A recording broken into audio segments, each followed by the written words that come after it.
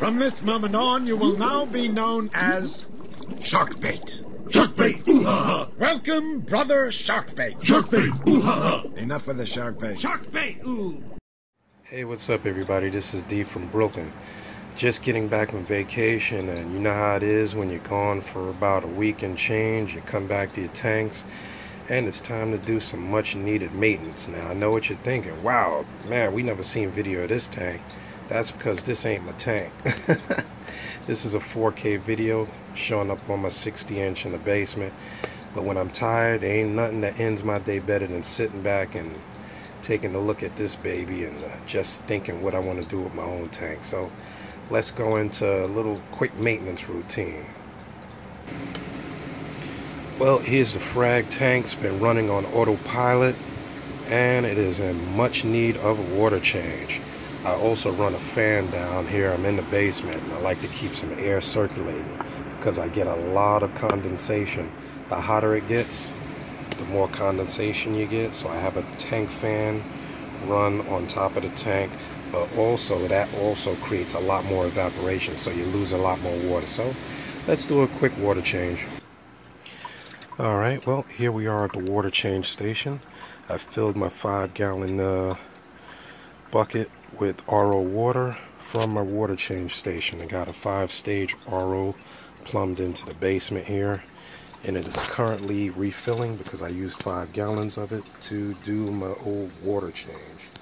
Now what I'm using is good old-fashioned instant ocean salt, which I've pre-mixed in advance, and I allowed it to sit here to make sure that it's well oxygenated and that the salt is mixed. And I've done that, so now we're going to do a little quick check to make sure that it is same salinity and specific gravity as the valve. 124. My gravity is usually 125 and 126. I keep it pretty high, and it is just where I want it at 123. This is 5 gallons of water, and now we can move over to the tank.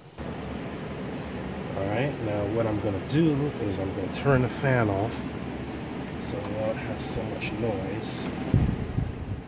Alright, that's better, a little less noise. Now all you hear is the TV. I got my emptying bucket here, and I got my new water here on the side here. So I'm going to put that down. First thing we want to do is turn off the pumps. I could get fancy, turn off the pumps. And I'm also going to turn off my auto top off. So the first thing I do, turn off the auto top off, which is in the return area. And I'm going to turn off the pump so that I get a chance to empty the water without running my return pump dry. That can be a major pain in the butt. Alright, so let's do that. Alright. And you'll see on the side the water has already started filling up rather quickly, but since it's all built into the tank, it'll find its equilibrium, and I'm pretty sure the fish know that that is when the water change is coming. You'll see them starting to look up. They know exactly where the overflow is. They're pretty smart. Alright, let me get my next tool. Alright, so I got my hose. That's Aquarius' best friend, is the old hose. Let me remove my overflow cover from the top. And before I drain any water out, I like to stir it up so I can get the debris moving around in the water column. I do that before I start draining anything. I just create a little cyclone. And since I don't have gravel or sand, it's also easy to get that started. You'll see really close.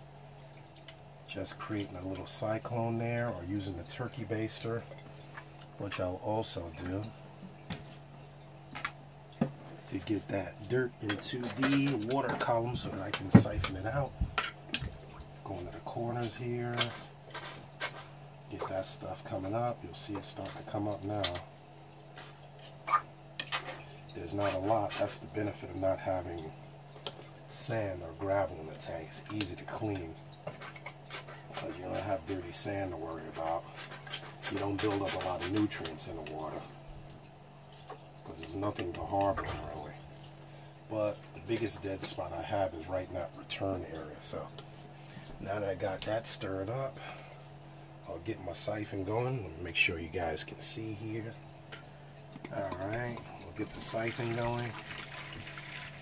The corners are the biggest areas. Anywhere where you got algae or anything green growing, that also captures a lot of your gook in your tank. Anywhere that you feed the fish on a regular, like these corners here in my tank, are where I get most of the gook and food buildup. Any areas of rock will harbor a lot of nutrients. You want to get that siphoned out. And like I said, the fish are pretty used to this. Especially in the summertime months, this is a good time to keep those water changes regular, because it's the best way to keep your water cool, nice and cool, keep your tank cool. Alright, so that's shot number 1. We're going to empty that out, and I'll go to shot number 2. Alright, now here you'll see the water column's pretty low. Some of the corals are actually above the water level, like the pavonas and things up there, you'll see are above the water line. That doesn't really harm them a lot, because in nature, you know, you got to remember a lot of these corals are above the water line for extended periods of time. But I don't drain the tank down to a really low level. I don't expose them for too long, because that actually exposes them to a lot of air, changes in pH and things of that nature, but it doesn't do them a lot of harm. And like I said, they get used to this routine. Alright, so I emptied that first thing of water. I'm going to empty this second thing of water here.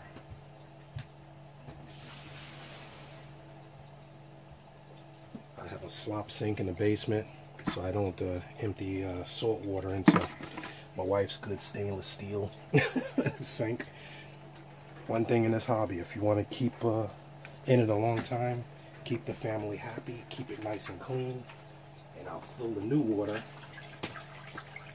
into the overflow area. That way you're not disturbing the corals, you're not creating a crazy whirlwind of water in the tank. And everything is good in the universe. Now when you got your water removed, this is a good time to get your return pump back on. My tank is all inclusive, everything is enclosed, there's no sump, so you'll see the water level starting to equalize. Let me zoom out. If you look into the overflow area, you'll see it starts to go back down to normal. Now if I had my top off on, it would be going crazy right now, which is why I turned the top off. Good thing about this tank, I never had to worry about it flowing over. I know exactly how much water to add because the top off will equalize. Let me get a good shot of that. The top off will equalize, and I know that I got enough water in there.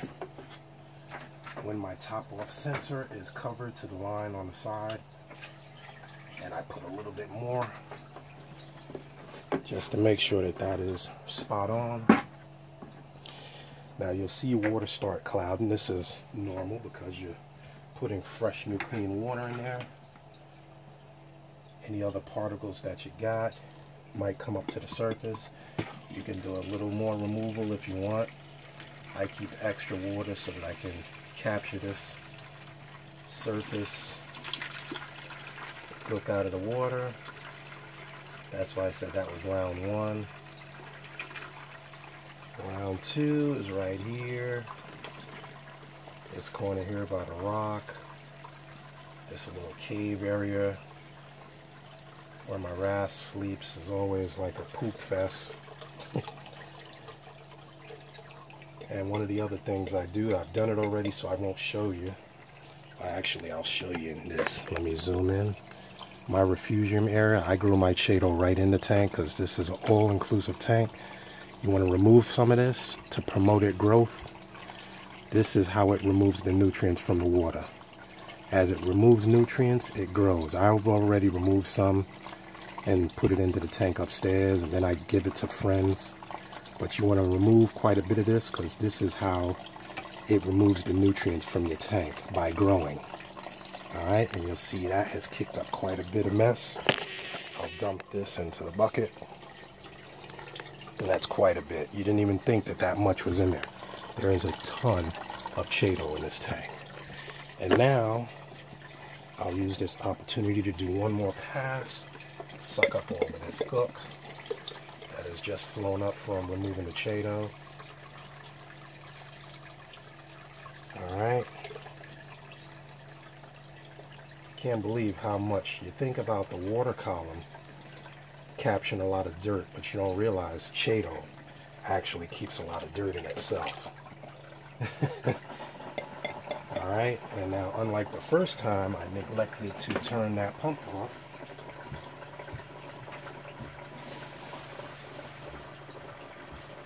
And now my return pump is going nuts. So let me just put the last bit of remaining top off water in there. Make it happy again. Alright. And that's it. There's your tank. There's your water change. Everything is in the top of the water column.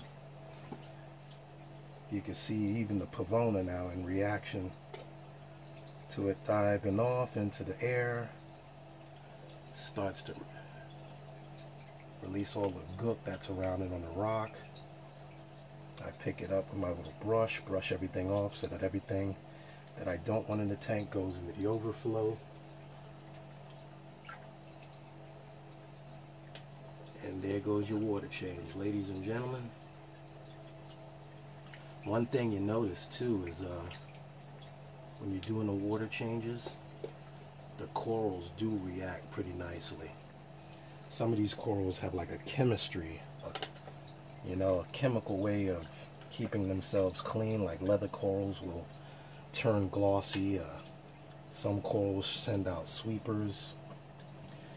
This is why before you do the water change, you don't want to change your sponge pad. I change the pad after I do the water change, so that all of the gook that I'm taking out will go into the old pad. And I have a new pad ready right here. I keep these. I buy these in a roll. I just take this, swap it out up there, and you'll see that this tank is clearing up very fast because I have one pump. I don't use a lot of power in this tank. It has one pump, the return pump servicing it, pushes all the water this way. I let it run, and that creates a natural cycle that draws the other water into the overflow. Alright, so let me close this up. Let me put my brush back and my turkey baster, and you'll see that it is already clearing up rather quickly.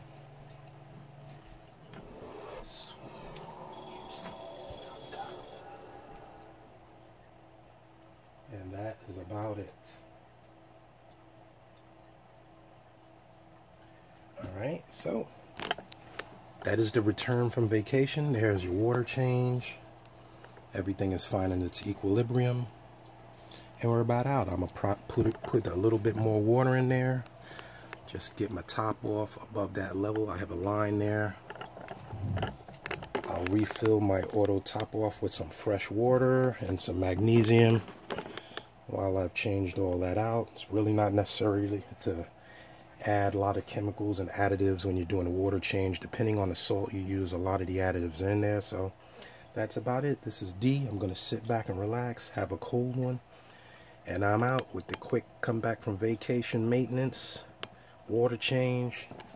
One thing I'll add before I cut out, you might want to test your salinity, your pH. I have all probes on the tank, as you can see, so I monitor the pH. I have the controller on there, and that's it, bruh. It's already clearing out, ready to go. This is D, signing out. Keep it simple, and it'll simply work.